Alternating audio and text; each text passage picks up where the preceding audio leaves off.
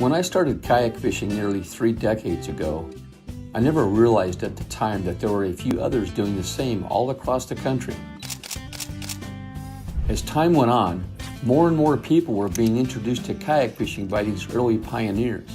As I searched online in these early years, I was amazed at what others were catching from these little plastic craft we call kayaks. The kayak fishing story will be told in a series of podcasts as we interview these legends and people who know them. We will progress from the early days to the kayak anglers of today as we piece together how kayak fishing became such a popular activity among outdoor enthusiasts. There you are. We're back, you guys. No snow here. It's de-thawing here. 50 degrees today. A little ice. I put a little salt out across the street by that where the expo's at, our church there today, because it's melting pretty good. So we shouldn't have anything by Saturday. But hey, we got a good one tonight. We got a really good one. Our first gal. Anybody know? Guess who it is? Trey, you know who it is? I don't. It's a surprise to me. I think we should just leave it a surprise. But Marty, you got some big. Been hiding under a rock or what? I guess I've been making. I hear it's. I hear it's a lady from the. Is it Dee Kaminski? Dee Kaminski. Yep, Dee Kaminski. She's a legend. We're gonna have her on here in just a minute. I got to go through a couple things here first. First of all, our sponsors. Last week, our sponsors were hidden, not because we don't like you guys, but because I didn't do a very good job of planning it out. And I'm figuring this out week by week. So we got KBF, Tourney X, Little Miami Outfitters. Those are our sponsors for this, telling this kayak fishing story. This is episode 3. With we're going to have lots of episodes ahead. Got Bassmaster in Florida coming up this weekend. They had 195 entries today, as of today. Maybe they'll hit 200. I don't know. Steve Billington has come out with a new product, and so you guys got to check out Steve Billington, Penguin Outdoors. He's got a little identifier thing for the boards, man. I'm looking forward to that. So that's going to be really cool. But check out his page because that's really neat. Nebraska Bass Team was in the top 10 down in Florida, and they're going to be at our expo Saturday. They'll be running the casting contest. So that'll be a lot of fun. In the meantime, though, I got a Missouri shout out. So if you guys are looking for a showdown to watch, February 8th, Moyak, we're going to be having our last Winter Series tournament, and it is neck to neck. Chad Davison and Micah Funderburg are really going to battle it out for that number 1 spot. So it should be good. Weather's going really good. So watch that Tourney X. I mean, these guys are hammer sticks in the first place. So getting down on Taneycomo is going to be cool. It's going to be fun to watch. So. That's awesome. Okay, here we go. I've got to find Dee in here somewhere. There she is. There she is. Kaminski. Yay. Oh, I should have. You know what? I should have had like. There it is. All right. There we go. So anyway, Dee, we're glad to have you here. Thank you for coming on. Oh, thank you for having me. Yeah, and if you guys look at that picture there, you don't want to mess with this guy. Look at that fish he's holding. What is that? What is that? That's a kingfish. A kingfish. And it has that's a heavy, scary fish. Wow. Yeah. Marty's like a radio DJ right now. He's got all the ding, ding, ding, boom, boom, booms. Oh, that was right. Marty. My phone rings nonstop. But anyway, that's a kingfish. And then what's the one on the right there? That's a bull redfish. Bull redfish. Yeah, that's not even a big one, but it's a cute one. that is just amazing. Now, is that what some people call a drum down there? Is that the same thing? Yeah, it's a red drum. We call it a bull redfish because of the size. It's a breeder fish. It's the kind that you can't take out of the water for taking home. I mean, you could take pictures, but you have to let it go, size limit and all. So, yeah, I liked that one a lot because the colors seemed to go really well when I was wearing that day. Yeah. I do apologize. I got to apologize to Stephen Kidd who's on. He's got a podcast about 30 minutes. we usually go on Thursday nights, Dee, but due to my miscalculations, we're on Wednesday. Also, I don't know why we did Wednesday, but we did, and a lot of it is because of this expo I got too. So, but we wanted to make sure we got it in. I didn't want to interfere with anybody, but Stephen, I'm sorry, and I promise you I will be watching yours in full after we get it done. Oh, yeah, Steve Millington didn't know it was Wednesday, but anyway, so Dee, here we go. We got lots to talk about, and of course, I've heard you on other podcasts and so forth. So, and I believe I've never met you in person. I don't think we met, have we, in person? But we've probably known each other. How many years you think? Pretty close to 20 years. Okay, that I sounds would, about right. Yeah. yeah, like from the get-go ish. When you asked me to come on, I went, well, who's going to interview you? You're an OG too. So, Now, I want to tell people stories and have them tell their stories. But this venture has been on my mind for several years, and we got to tell the story so that people know where it came from. I mean, neither one of us are Inuits, but we were close. yeah. And I want to say when Marty did his, it was like something like you had to chisel it in some type of like bark. So I'm Yeah. sure it's out there somewhere, but it's just about deciphering that. Yeah. So Yeah. Yeah. So tell us. You started out in Chicago, I believe. Can you tell us about that part of your life? Oh, so I grew up in Chicago. Um, my parents bought a summer slash, then we winterized a cabin up in Canada on a lake. Um, Big lake, very nice, lots of tributaries and whatnot. So we summered there for the 3 months when you're out of school, and then the 2 weeks when you're out for winter for the holidays. So I learned to fish because I mean, I really didn't have a choice. My mom needed to get away from my dad, and so she always brought me with her, so she went fishing to get away from him. But who's to watch me? So I went along, and then I grew up watching her fish, which was completely opposite because isn't your dad supposed to teach you how to fish? Yeah. Yeah.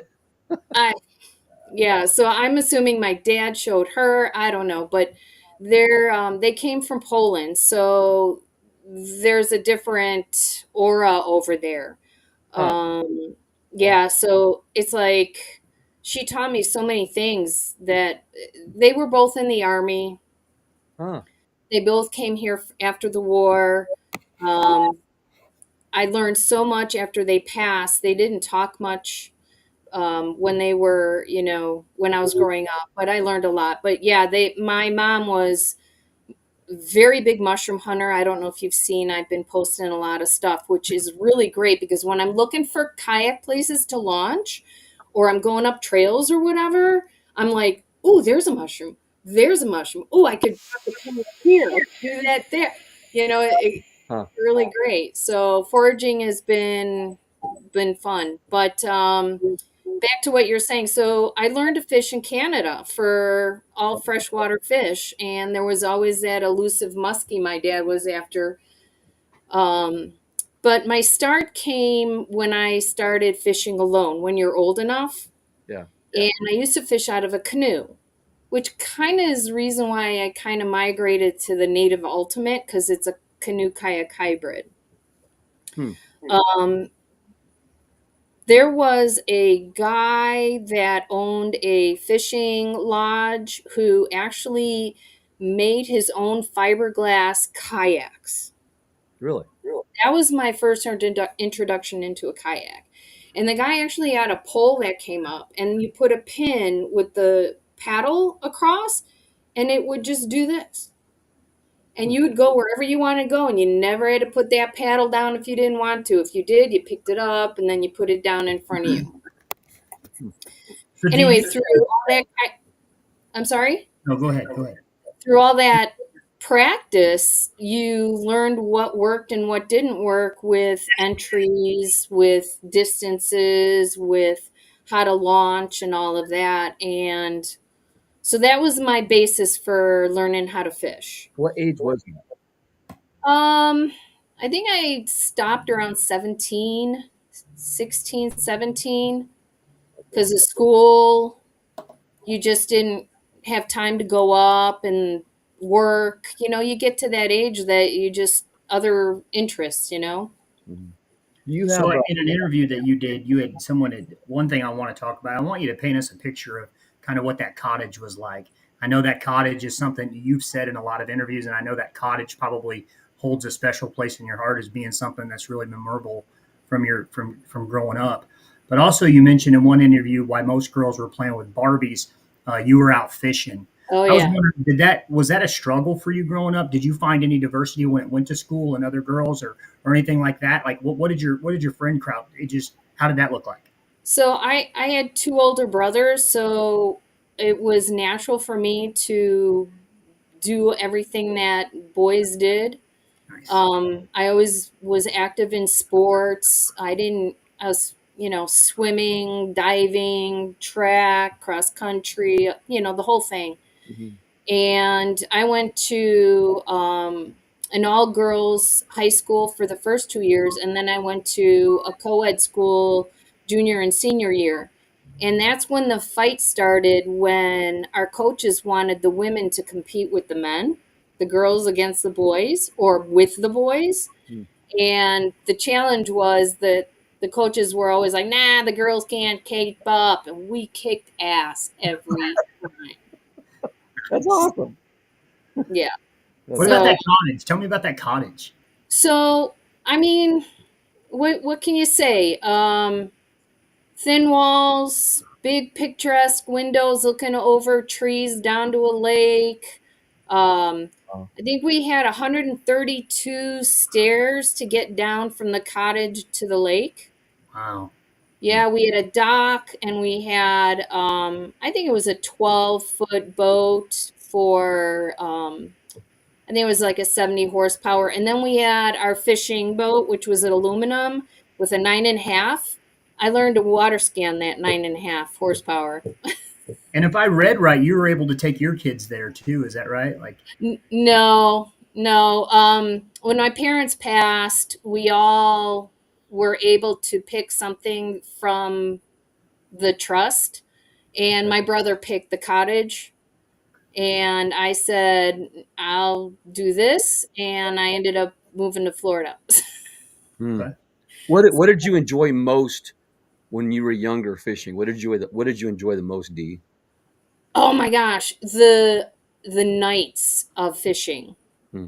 Peaceful, you can hear the frogs, you can hear the bass pop, you just see everything without any light, and it's just gorgeous and very very calming to the soul.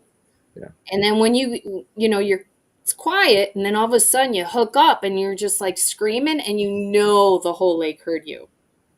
It's awesome. Wow. So you moved to Florida. Did kayak fishing start after you moved to Florida? Yeah. Okay, so Yeah. tell us about So the move to Florida was because I spent a couple years with my boyfriend and we did a lot of surf fishing in Melbourne Beach. And I totally fell in love with the area. And then after both my sons were out of the house, they were in the military. I said, time to move because I was tired of leaves and snow. that. Yeah, yeah, that's what we got up here. Oh, and cold, of course. Yeah. So, since I loved it down there, I decided to move on down and I bought a house on Melbourne Beach. So I was beachside. I was 200, I don't know, 200 yards, 300 yards this way to the beach, to the ocean, and the same to the Indian River Lagoon. I was Gee, on the barrier island. Yeah, I man. miss it. Wow. I miss it So, big so time. tell us how did you get into that first kayak? How was that? So I had a job lined up that didn't pan through, and I already bought the house. And Man. while I was looking for a job, I was like, I want to see what's on the riverside, but you can't get there because it's all like mangroves and houses and whatnot. Like, well, I could do kayaks. And then I started researching all these kayaks, and being, all of 110, 20 pounds, I didn't want to get anything, huge. And the Native Ultimates were my go-to kayaks, the one that's down there. No, that's the Slayer. Sorry, that's the Slayer Papa. What year? The other What year red. was that? What year was that when you? I bought them in early 2007. I Okay. bought two because everybody said you don't want a tandem. You know why? I know why. Trey, do you know why you don't want a tandem kayak? The ones you sit in? Yeah, any tandem kayak. Okay. I mean, because you're going to get. I'm thinking. Listen, I'll tell you my personal thing. So I'm at what I talked about, Taneycomo, and this guy got an Airbnb, and underneath the Airbnb, he's like, and I thought I was like, I'm a kayak bass fisherman, yada yada yada. I hadn't even bought my kayak yet, but I was already there, right? So he's like, there's a kayak underneath there, bro. So I go outside. It's April, May. I open up this little hatch and I look up underneath this house, and there's a kayak back up in there. And I'm like, oh my God. I have a fear of grabbing anything that has a lip on it if I can't see it. And I promise you, I did not fish. I was not going to put my legs up inside that hole where I couldn't see what was up in there, because I knew that there were spiders in there. Yeah. And they're probably this big. So I got to tell you, though, like, I'd take a couple out. Is that why, though? Spiders? No. Oh, man. Okay. So I would have a couple show up for a guiding trip, and the guy would go, do you have a tandem? And I go, do you two want to be together at the end of the day? So I would tell is him, a tandem of two people? a tandem, yeah. A tandem. Two. What'd you think it was? I have no idea. That's all right. But anyway, go ahead, Dee. I get it. I totally get this. Two-person kayak. So yeah, that's what I'm here. I want to go this way. He can go that way. We're not going to argue. Our lines aren't going to get crossed. Right. Everybody's going to be happy. So we got two kayaks. Oh, it's like the kayak Steve Billington and Noah Witten have. They have a tandem kayak that they use when they go. Okay, I know what it is now. Yeah. They cause divorces and breakups. Exactly. Exactly. So you get into a kayak. So what year did you actually start kayak fishing? Oh, well, when I was a kid. Yeah. So like a canoe or a kayak? That's what I want to find out. Well, we had a canoe at our house or at the cabin, and then the guy at the lodge made his own canoes out of fiberglass. Okay, or kayaks out of fiberglass. Right. Okay. Not about what year do you think that was? Before 2000? You're gonna age me. I'm not trying to age you too much, Dee. 70 something. Really? Yeah. Okay, I'm not saying anything from there. Okay, so because I had a guy when we had our first tournament, I think it was like 2004. He made a wooden kayak and brought it, and it was really cool looking. So you started way before anybody. I don't know. I'm sure there. How would this guy get an idea how to make a kayak if somebody else didn't have one already? You think they're probably around. I mean, it was probably made of sealskin, was it, or is it wood? No, it was fiberglass. So, so the person who made it used to be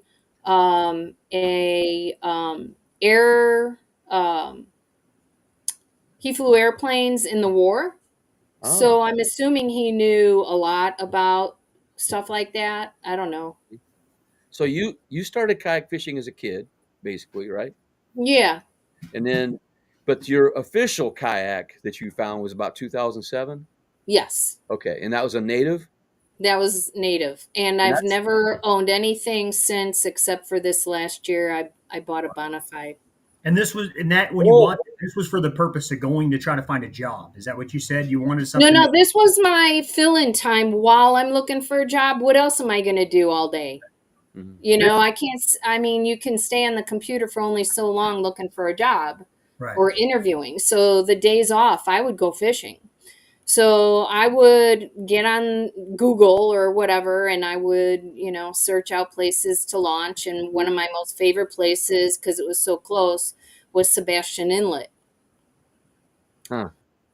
So the ocean has an inlet opening, and back then there was fruitful grass and fish everywhere, and you think you've found Huh. every fish in the world to catch. Because I mean, Florida is so diverse with fish. It's Yeah. not like a bass, a crappie, a smallmouth, muskie, and you can count them like this. You're counting, 30, 40 different types of fish you can catch. And then like I went to Florida a couple years ago. No, was it last year? I rented a kayak and I go out in this little bay or whatever down. I don't know where I was in Florida, but I caught a puffer fish.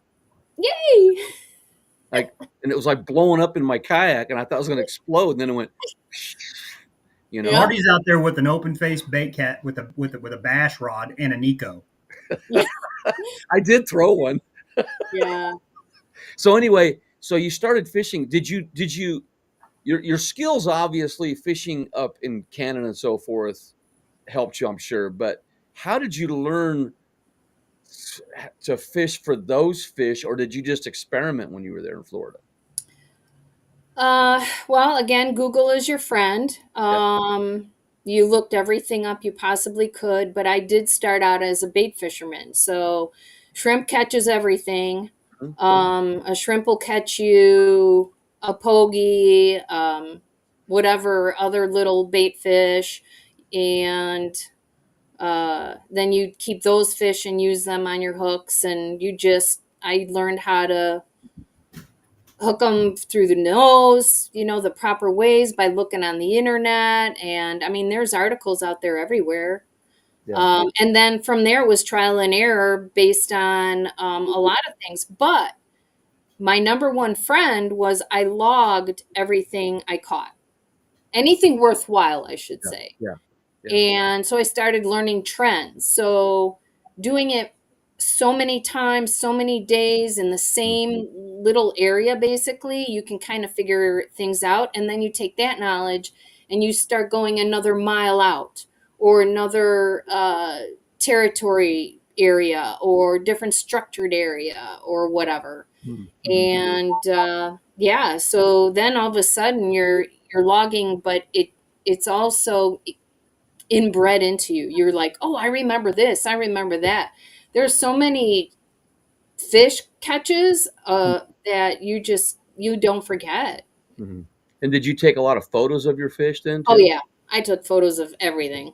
Yeah. Cool. Now, Everything. I got to ask you, so most of the people that we have on this show, Yeah. they were either a guide or are still a guide. That's what's amazing to me is that you are a fishing guide and you have been for a long time. We're going to get into that here. So what, who or what or how did you encourage you to become a guide, and who did you see out there that was a guide already? That's what I'd like to find out. So I lived in an HOA community, and people saw. Sometimes I would bring fish home, and that's where I would clean them we had a cleaning station and stuff. Like, where'd you catch that? Oh, will you take me out? And I'm like, yeah, I have an extra kayak. Just meet me here and that kind of a thing. That's awesome. I started taking people out, and it was at no charge. It was like, yeah, I'll show you what's going on. Yeah. I found out that was just it was wearing on me. And I said, Brian, my boyfriend, I go, hey, do you think there's a business in this? Because I never heard of a kayak fishing guide. So I got on the computer and I started looking it up, and there were 2 kayak guides in my area. Huh. I found Jim Salmon's. Yeah. That's who I found. Yeah. I think he was like, those are like the 3 or maybe 4. Brian Nelly, I think, already was. Really? He's in Palm Bay or West Palm. Yeah. Area. That's where I actually caught that kingfish with Brian Nelly. maybe a little later after I did. I don't know, but I know definitely Jim Salmons. Okay. And then the two was a guy who's no longer, I mean, he was very young. I think he was like 18 or 19. And it was part time. Hmm. And I saw him on the water all the time afterwards, but I'll tell you about him in a little bit. And then Alex Gorichki, you may want to write his name down. Alex is from Local Line Charters, and I actually send all my clients over to him now. He has been, he was born and raised there in that area, and he's a boat as well as a kayak fishing guide. Okay. And man, was I jealous of that guy because he had clients out the wazoo, and I'd pass him every so often on the water with him and his clients, and I'm like, this is pretty cool. But we never really chit-chatted or anything, never became friends because he was in my area and I didn't want to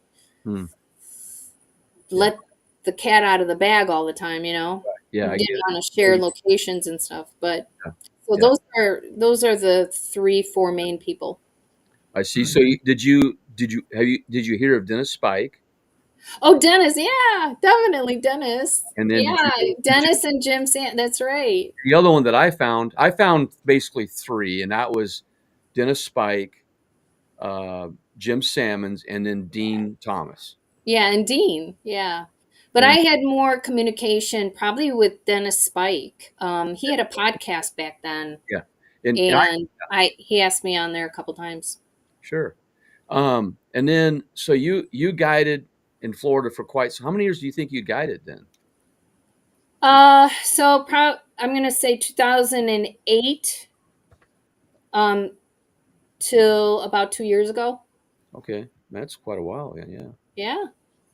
And then we were talking earlier before we came on. You remember the Yak Angler site? Oh yeah. That was like the pinnacle of fishing, wasn't it, back then? Yeah, yeah. You know, and they had the boondoggle. Did you ever go to a boondoggle? Oh, we were one of the first ones to start the boondoggle. Yeah. Oh wow! So tell us about that. Tell us about the boondoggle. Oh my gosh. So party. So I think the first one was there in Florida at the No Motor Zone area, off of NASA Causeway, and that's really a place that military people are supposed to camp out, but they let us go for some reason. I don't know. I didn't actually get the properties or anything. I just remember inviting people and talking about it and whatnot, and then I was thrilled that it was there because I got to go. And we had manufacturers going there. So like Native was there, you know, Woody, Callaway was there. And I mean, there were different areas of different people doing different things. And we had schedules, like we were going to teach this seminar here, and then we'll go fishing here, and then groups got together. I mean, it was just all over the place and a big fun time. Man, that's pretty.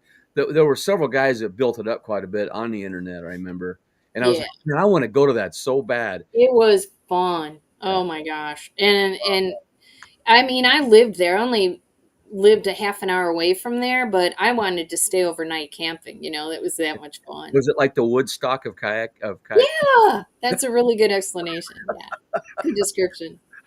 That's cool. You got any questions, Trey? I know you're chomping. I think something that you had said. I had tried to read a lot on some interviews that you had done before, Dee, just so I can get just kind of an idea of who I was talking to. Because like I said, I am kind of new at this. But one thing I heard you say in an interview when you were talking about boats, and I know we just talked about a boat, and I want to get back to the quote, how you quoted it, because it was pretty cool. But you had said something about now I can't find it. So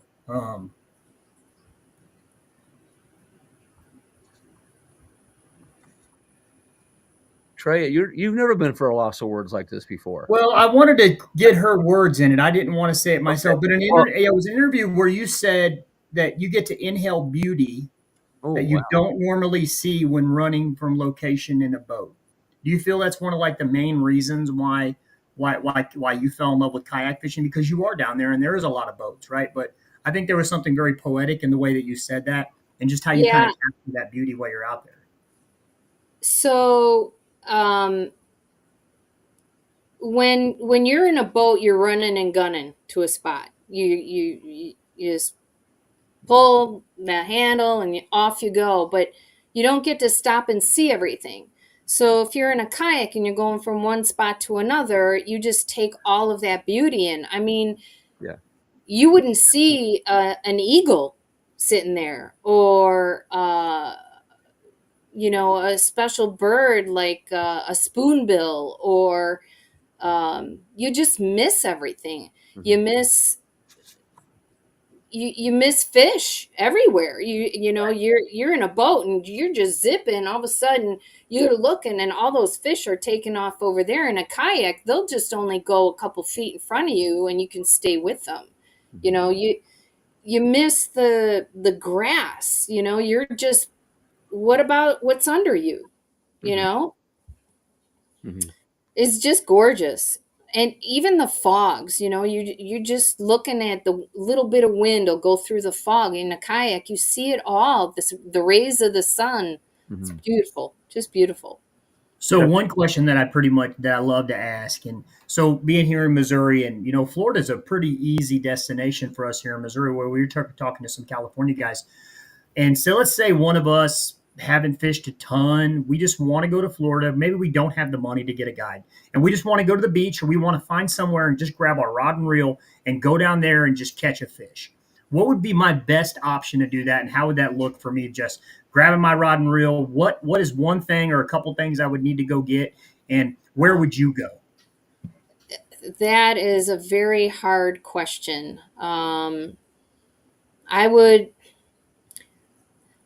I would do, I don't know. That's really hard to answer. A generic 7-foot rod with, I'm just going to go with the spinning reel right now, or a baitcaster that's 10-pound test braid.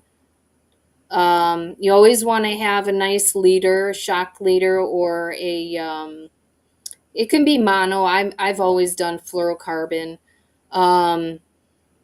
And you follow the same rules you do with bass fishing, stay, don't make shadows. If you have trees behind you, stay in the shadows so you can cast out. Like what type of area in Florida am I looking for? So I'm leaving my condominium, I'm leaving my Airbnb. I know there's beaches there. I know there's stuff there. Like what? And the beach is a completely different animal. So if you do the beach, you could throw some top water plugs, because the surf is always a really hard.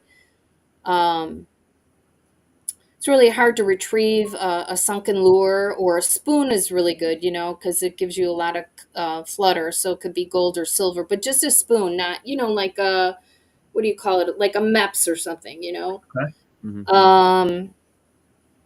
But it'd be silver or gold. But that would be beach fishing. But any place that you can get into the water and walk along the shorelines and cast outward. You're going to do some wade fishing, because there's so many mangroves and everything. It's kind of hard, but you're always looking for structure. You're looking for a drop off. You're looking for a pothole. You're looking for a transition, for grass to sand, tree to grass to sand. I like the rules of 3. If you find 3 different transition things, that's probably where you're going to find your fish. That would be like an eddy with a tree, and then grass and sand, something like that.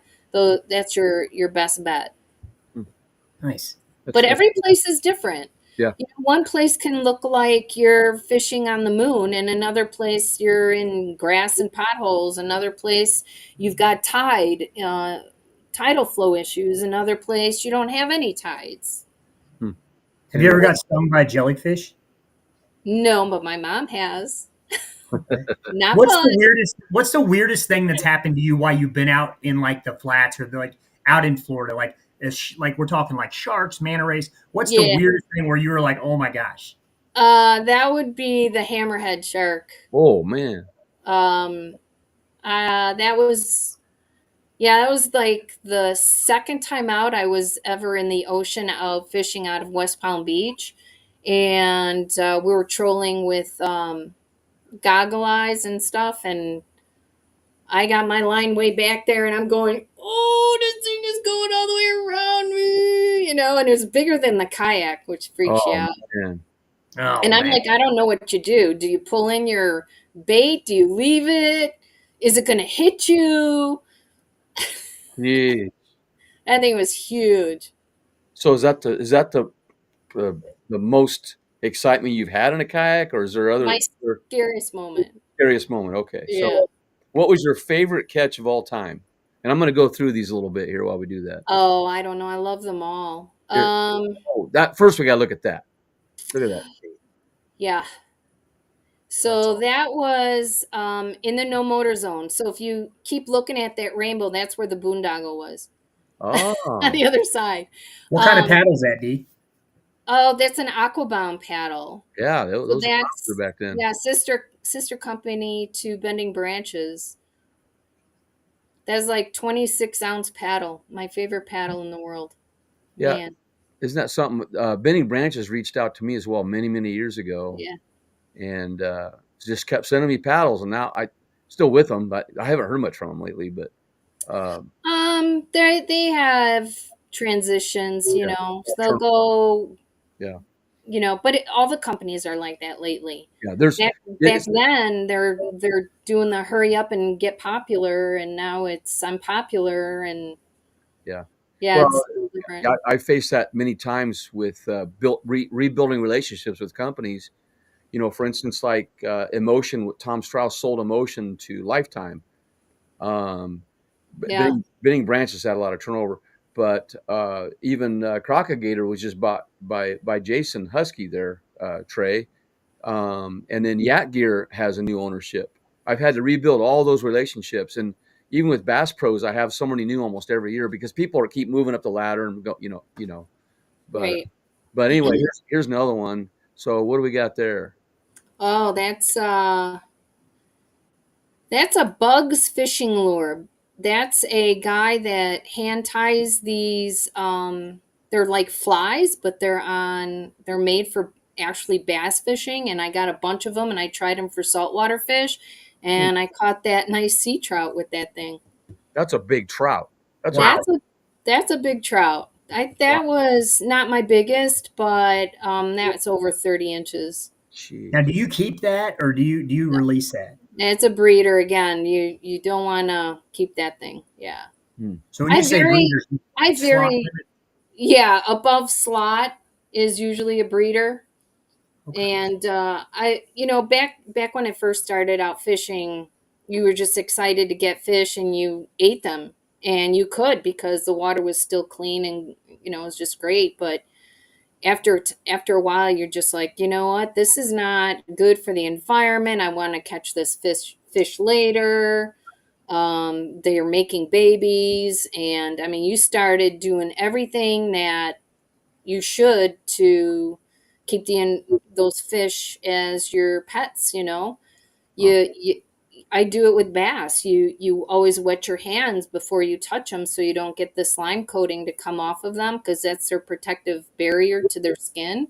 Mhm. And then you just release them, make sure that they're healthy, make sure they got water going through their lungs, and off they go. So that day, did you catch a lot of trout that day, or was it just that trophy? That's you know what? I don't remember. Okay, I just thought I'd ask. But for that size, normally they don't congregate in schools, so that would have been like a loner and sitting on the outside of a school of the little ones that they like to eat. So Did you get towed on that one? no, those don't. They're too thin and long to tow you. Really, Huh. you're when I found when they got big and old like that, that they were just like, oh, I got a hook. Okay, I'll Huh. pick me up, let me go. Wow. Okay, here's one. Oh, now that one told me. That I bet that's is that like a mangrove area there? Yeah, so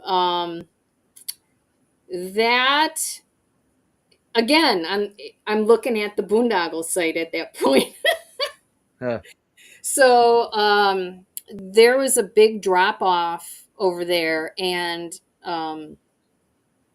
there were all these redfish. That's what that is, a bull redfish. And they were swimming along this drop off, just back, stopping, going forth. And I couldn't get them to eat worth anything. And I'm like jigging, doing everything. And I think what I ended up doing was I like dropped the lure and I just left it. Hmm. And like, you go look at your phone and Yeah. then all of a sudden you see your line going. Wow. So were you waiting there, or were you in a kayak? No, I was in a kayak, but I couldn't pick it up. It's too heavy Ah, for a yeah. photo. So Wow. I put him on the fish grips Uh, and I towed him all the way back in because he pulled me out, or she pulled me out. Oh God, probably a quarter mile.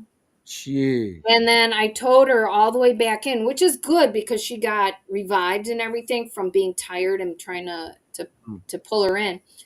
And then I have her tied off on the kayak with the grip. She's in the water. And then I just situate the camera and I put the timer on it. And you're seeing, I'm like this. You see my shoulders are Right. shut. Yeah. I Yeah. can't lift her.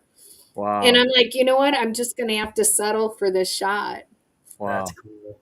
Okay. So Yeah, that one's, I think that one was like 48 inches. that one's 48 inches. Yeah, And I don't weigh them because that one's, I don't know, 35 maybe. That is a really good picture there. that's a redfish, right? Yeah, the same fish. You took that photo yourself, just turning your phone Yep, around? just with whatever camera arm I had on there. Were you on the cover of Kayak Angler magazine for that one? That was on the Natives catalog. Oh, wow. It might have been in Kayak Angler. Yeah. I wrote for them all the time, and I submitted photos, so it may have been in there. Nice. That's Yeah. cool. But you Okay. can see the drip of the water. If you look at all these photos, there's always water dripping because that's exactly it. Your hero shot is going to be this fast, Yeah. and you see the water just coming out because you want to get them right back in the water to revive them. Right. Yeah, we see that. Yeah, we do that a lot here too. Speaking of bass, dun dun dun, that's the one. Right there. I think And she's ready for the Bassmaster. Tell us about this story, Dee. oh my gosh! So Jeez. Florida has hybrid bass. They're not the same as northern bass, so they get bigger. Mhm. But let's see what was going on. I was fishing along that shoreline, and I caught it under that boat. Really? And I was casting again a saltwater rod because I don't own any bass rods, so it was a fast action tip, and it was a medium heavy rod, so it had bulk on the bottom but not on the top. But I threw a purple, gosh, I think it was a Z-Man. I'm not sure. Huh. Might have been, I don't know. But it was this, I mean, it was big, long, and chunky. And I threw it down, and as it's going down, you know how the tail does a and whammo. And man, that was a great fight. I thought I was going to lose it because the motor in that boat was down. Huh. Now, But how much did you say that weighed? You said, that was 10 plus, probably. is that That your was biggest largemouth? no. Really? Yeah, my biggest one I caught. This was caught with people, so they were able to take my photo. You could see I had my camera mount even behind me over there. It's a real Blaza at the time. But my biggest one, I was on my own. So that was the hardest thing to take a photo of. And I thought, nobody's ever going to believe I caught this fish. And I don't ever weigh them. I do girth and length scales. So I did all of that, but it came out based on that was like 11 pounds, 11 and 3/4 pounds, but who knows if that was true. But it was almost 16 inches Or in the girth. length. Length was that was Wait, bigger than 16 inches. 26 inches. I'm sorry, 26 inches. That's a Chad Davison 16-incher right there, Yeah. buddy. Yeah, yeah. So have you 26. ever fished in a kayak fishing tournament? Oh, many. Really? Like, Yeah, but not any of the series. yeah, Like so when they first started out back in the day, they were more charity tournaments and yeah, yeah, get together kind of yeah, tournaments yeah. but I never did any real series tournaments. So my very first tournament was actually that's how I found out about Alex Gorichki and I met him. I kicked his ass well, it was the three fish, you know, it was snook, trout, red, Huh. or biggest of any of them. And I was the only one that caught a snook and the biggest one, which was 28 inches. So it was Oh, a beautiful fish. So you had to Uh, catch one of each. if you had to catch one of each in order, so it's called a slam. So they have different categories. You one of each is the slam. One of each, and big of those is the biggest fish. So did Um, you have three different setups for each one of the fish, or did you pretty much use the same thing for all of them? they were all totally different. So my goal for the snook was before the sun came up, I went through this canal and I knew where they were hiding, and I threw the biggest shrimp that looked like a lobster, and I just chucked it under the mangrove, just let it sit, and I caught that thing and I pulled it out. So I had my first fish within 15 minutes of the tournament even starting. wow. Nice. So, And then I knew where my redfish were, so I went there, but then everybody's already in those areas. But I caught my redfish, and then I caught my trout, and I caught the biggest trout, but I already won the snook trophy, and they asked me if I would give up my trout trophy to the next person. I said sure. Oh, that's wow. So nice. I would have won two prizes. I was fine with just the one. Wow. Okay. I'm going to get into a subject here, different. I'm going to turn the page a little bit here on you. Yay. I'm going to say this mostly because I have the experience as a guide and I saw this firsthand. I'm just going to say right now that women are better anglers than men. True or not true? That's what I hear. I don't know. I think they are. I think I think patience Yeah. is key. Yeah. A tenderness, like you need to know when that rod is doing something. Yeah. Um, I don't know. We pay attention more. I don't know. I like that more of kind of like an intimate experience with the fishing. Like there's more feelings involved with like Well, Yeah, being grounded. I I would get yeah, I would take a couple out, and like I've said this before too, that there'd be a couple and the gal would say, okay, what do we need to do here? And the guy, and I'd tell the guy, say, hey, here's some lures you can use, out there. And I got my own stuff. I'll be all right. Okay. He oh takes yeah, off. He says, hey, you just help my wife catch a fish. I'm like, okay. So he starts catching 4 and 5 pounders over where we're at, and he's over there not getting a bite. And she's holding him up, this is typical each time. They'll, hold up the fish, and the guy's over there, and he just shakes his head. Finally, they'll come back and they'll go, okay, what do you got? But the reason why I thought was because number one is they're very patient and they're sponge learner. They want to learn because obviously the husband hadn't spent a lot of time with her and helping her to fish, and they don't have an ego. They didn't, the guys, we have egos. We know how yeah. to do it our way. But a little comment on that. I think the ego is because it's a male guide Yeah. with a male client. True. My clientele, ironically, 85% were male. Yeah. Yeah. So, That's yeah, that's a good comment. yeah. So when it's a one-on-one, or then everything's great. But if I have two guys with me, then there is a little bit more of a thing going on between them. Hmm. Hmm. So Yeah, I think it's an ego guy thing. Yeah.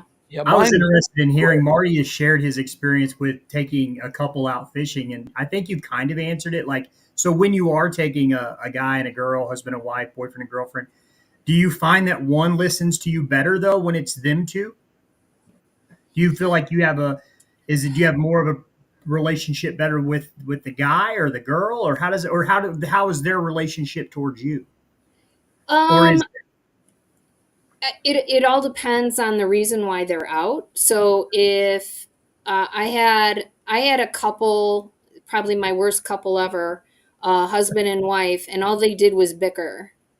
And it was terrible, and neither one wanted to listen to me, so I just kind of let them go, and I said, all right, let's try this area, and blah blah blah blah. And she did catch more fish than he did, and then he got really upset and he started going off on his own.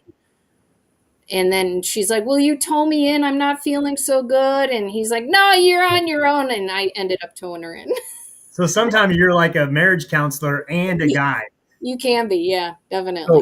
so of that, Steve Billiton asked, of that 85% of the guys, how many listened well to you? 85%. Oh, okay. I see. Okay. Wow. And All the guys listened to me. I did not have anybody that did not. I even went fishing with people who knew how to fish that were guys, and they would still listen. You John know? Halem's on here. He said, I guess he knows you pretty well. He's making some comments. He said he has been fishing with you a lot, and that you're unbelievable. You're a great fisherman. He also was talking about the sweet Asian couple. I don't know. And Yeah. yeah. So Yeah, they were fantastic. Again, the Asian couple was fantastic. I actually asked John to take me to his area. He fishes out of a place called Tenorocks, which is like Plant City area, and it's old phosphate mines that they filled in. And so I took them because I thought that was going to be the best chance to ever find fish, because John's fantastic in showing me around his area. And we're always catching fish. And wouldn't you know it, they didn't catch any fish. I think they caught one. But yeah, they were a sweet couple, and I'm still friends with them. So they're really great people. Huh. So what I was going to say too is, you've heard of Christine Fisher, obviously. Oh, absolutely. And when she first got into it, we met at Wanahoo there, and where I was fishing, she would say, "Hey Marty, can I just go out fishing with you? Because I was a finesse. Of course, I like to finesse fish. She's like, I Finesse. just want to learn everything I can about finesse fishing." She would be right next to me in her kayak, just like an eagle, watching like a sponge, and just learning it, sort of finesse worm. And that's how she is with everybody. And I think that's how gals are, Yeah. is they watch and they learn it, Yep. and then they take it and do that, and then they're very successful at fishing. Yeah. That's what I've seen. Yeah. well, it's Yeah. like Dee said, when she was taking notes, she would catch a fish, she would Yeah. document Yeah. that fish. Yep. I would never thought of that. I don't Yeah. do that. I Yep. mean, Yeah, you write down the weather, the temperature, the water, where you were at. I mean, you go all out. Yeah. What did you use for your lure? I even wrote down like what was the exact technique I was using. Hmm. Um, Hmm. but yeah, but I'm gonna tell you, I'm not a pro. I'm still learning. Hmm. I'm always watching. I fish with John Hollum all the time when I was down there, and I try every year to fish with him when I go to ICAST. But yeah, he teaches me all kinds of stuff, new things here and there, and then we learn off of each other too. So Yeah. Lifelong learner. Yeah. yeah, always learning something. And I did, I don't mean anything bad about men or women. I just think that just women have more patience when they fish, and that's what I learned when I guided. And we had a gal here in Nebraska, and we ran, like you said, back in the early days, we ran tournaments as fundraisers. Like ours was for the Heroes in the Water, and we never gave out money to the winners. We gave like prizes, like a kayak or whatever. Yeah, we ran, John Hollum and I actually ran a bunch of those for, I don't know, 5, 6 years for a while. But And so, and then so we had Carrie Brown here. Carrie Brown won 4 series in a row. I mean, in a row. I mean, think of all the series in the country that are happening. And Carrie, of course, it was multi-species too, which is even more difficult, I think. And she beat all these guys that are hammers around here back then. Now, the other thing is Steve Billington says he bought a logbook. Same here. I keep track of everything. I don't know if you know about that challenge I do, Dee. I try to catch the year and fish or beer and bass. oh yeah. And so I document every single fish, every single one. And I have little logs that I keep that I have on the computer here. And those are on by the way, if there's anybody listening, I have a Kayak Jack's Fishing Intel. You can see a lot of that stuff there. Cool. I give reports there and stuff wherever I go on that. So he has a logbook. I keep a log every day, weather, everything, same thing. And I think that helps you. And I obviously with you it's helped, and that's how you've learned to become the angler that you are. Do you have any interest in like tournaments in the future at all? I have my eyes open on a couple of them. Like Native Watercraft sponsors a few of them now. They're getting a little further into that. Mm-hmm. But I don't know anything about bass fishing tournaments at all. Give me a saltwater tournament any day and I'm good to go. But when it comes to fishing the rivers and stuff up here, I mean, I'm a very minimalistic fishing person. I mean, I had no electronics on my boat until this past year when I got a Bixby motor from the ICAST show in July. That's my first electric thing on my kayak. So Wow. yeah, Yeah, wow. never used anything. It was always seek by using your lure. And that's something how guys like Dennis Spike, Jim Salmons, Mm-hmm. they have paddled their entire lives. Yep. And I paddled for I'll be honest, I paddled 18 years before I went to pedals, and I've had a motor. I've been doing this 28 years, and I've only had a motor for 2. Yeah. That I've used, but I don't You use talk about the new age. I got an app on my phone that steers my boat. So wow. Like that's that. Yeah. Wow. So yeah, so Yeah, it's amazing. I think a lot of it depends on what you're doing with your kayak and where you're at. Right. In saltwater, as I'm guiding, I'm not in deeper water than 3-4 feet. Maybe 5. You don't need anything to find a fish. You just look down. You stand up and you look down. You're like, oh, there's a fish. All right, there you go. Huh. Or that looks good. That structure. John Hallam said he watched you win a bass tournament. I did. A bass. So that I didn't win I won biggest bass. Oh. For that tournament. So wow. that was an interesting one. That was a memorial tournament. So the bass that you're looking at right there, Rod Salzer, who taught me so much about bass fishing, passed away. He took that photo. That's actually right by his old house where we caught that, or I caught that. And that's when I won the biggest bass. It's okay. I think it was 23 inches or something. I don't know. But yeah, I was fishing that with John Hollum. He was all upset because I'm catching fish, and he's like, I can't find them. Wow. And he showed me where we should be fishing, so it was fun. Huh. Good stuff. Good times. Yeah. Have you ever swam with the dolphins? No. Do I want to? No. Okay. when I was down there, I think that's just a Missouri thing. Like I mean, there's carp at this dock down in Palm de Terre, and I tell my friends, it's like I feel like I could jump in there with the carp, and it's kind of like our version of swimming with the dolphins. Yeah. But I want to swim with the dolphin. Awesome. when I went down to Florida last year, or whatever, I think it was 2 years ago. No, last year I rented a kayak and I had dolphins. They went underneath my kayak Yeah. in a marina. They were in a marina Yeah. there. Yeah. Just don't have fish on a stringer when that happens. No, Mm. I wouldn't. I had my pole in the boat. I was like, no way. These things are monstrous. Free food. Yeah. Have you caught one of them Goliath groupers? I have, but it was probably that big. Huh. Yeah, not huge. Those things, oh my gosh, you need a deep, fishing rod for that. You need beefy rods to pull something like that out. And they do that off of Sebastian Inlet Bridge, off the jetties. People will catch a Jack Crevalle and take that whole fish, put it on a hook, and drop it down, and they'll pull up those big groupers, man. Wow. All right. So we got anything else? Crazy. Oh yeah. Hey Trey, you got a couple questions there. I do. I wanted to know bucket fish. So you had said there's still some fish on your bucket list. Like, what is that? Yeah, that's my first question. I got two more.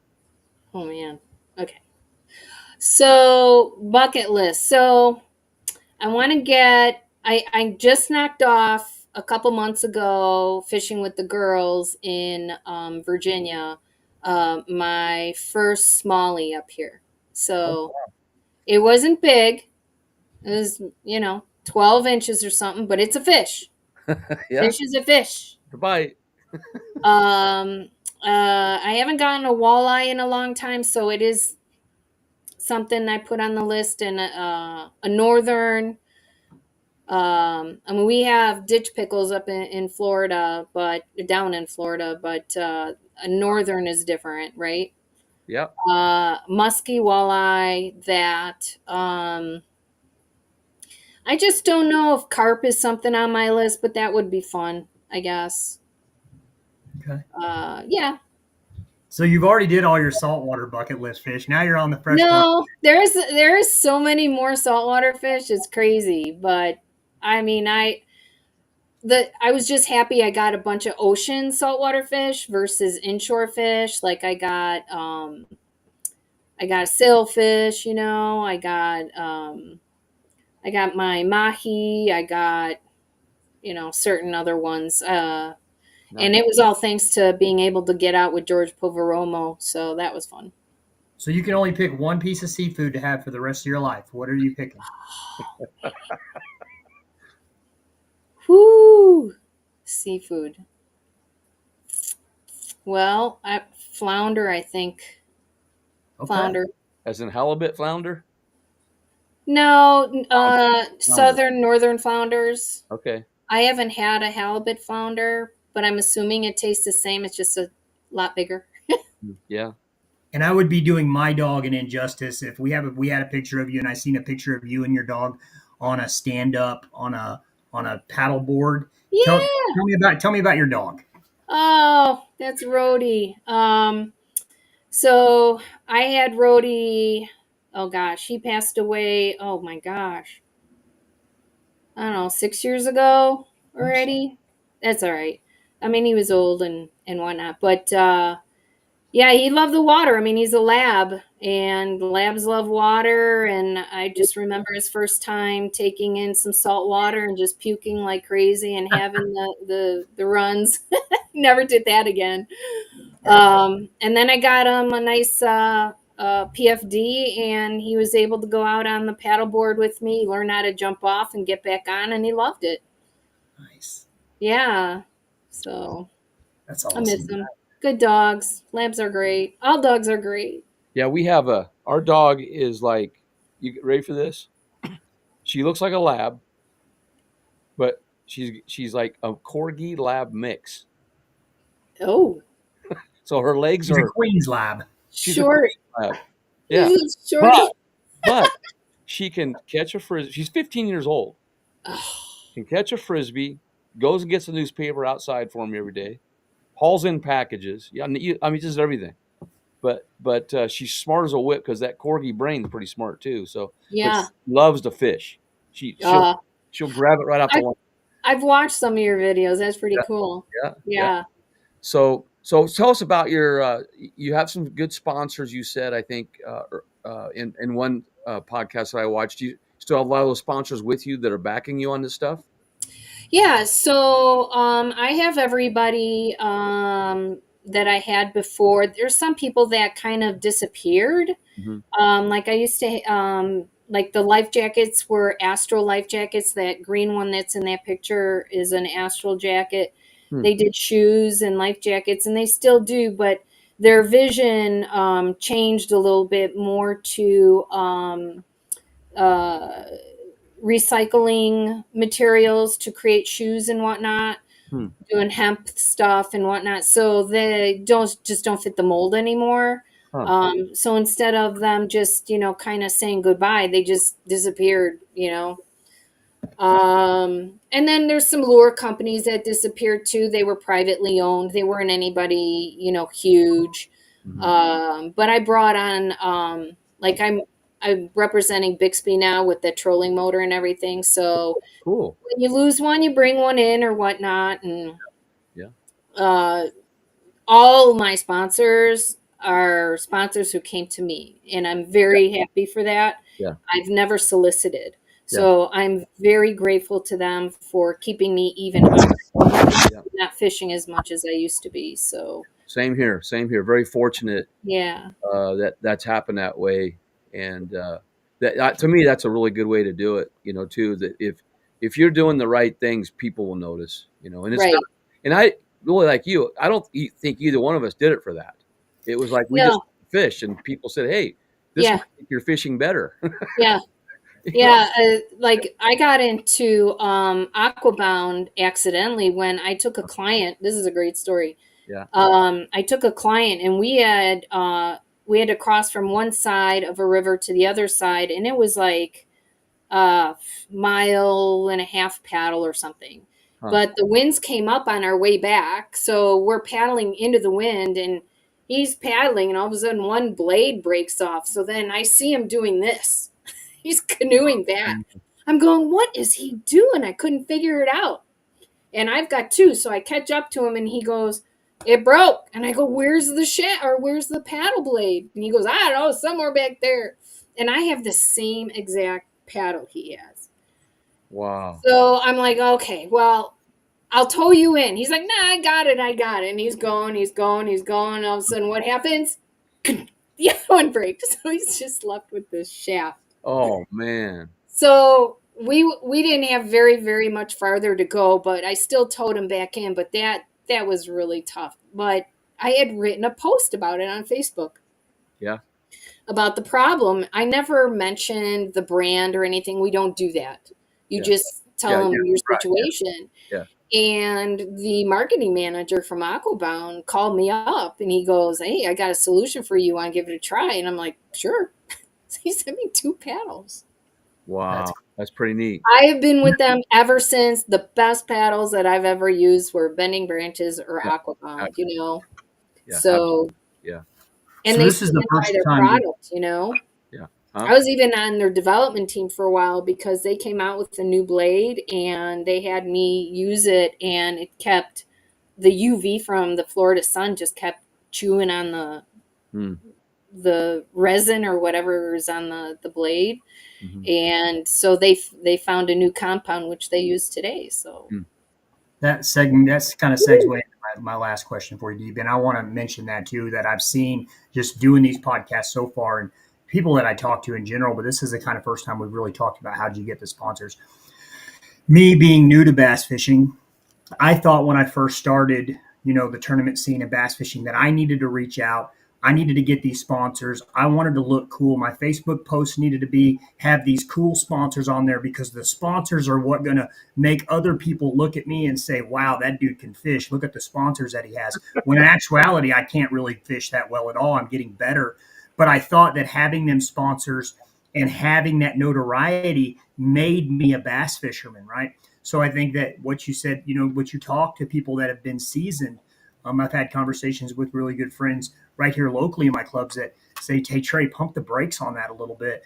Because you're going at it for the wrong reasons anyways, and really starting to really believe, because you're only going to be able to promote the companies in which you genuinely believe in, right? Mm-hmm. So I think that's really good insight and something I need to work on. And I think it's a lot of something. If it's what gets people in the water, it is what it is. But I think it'll come out in the wash and people will learn that. But I think that's a learning process, because I think a lot of people do that. Mm-hmm. But you said something about the sun, and a question we asked the last person, that was a great question. I had comments afterwards. They were like, "Trey, that was a great question." And I want to ask you, so being somebody that spends a lot of time in the sun, can you tell me what your favorite sun hat is? Who makes that? And maybe what is the best stuff for your skin? Because you are spending so much time in the sun. Like, okay, so what sun shirt would you wear? And what hat? If you had to get one hat that you could wear out there, which one would it be?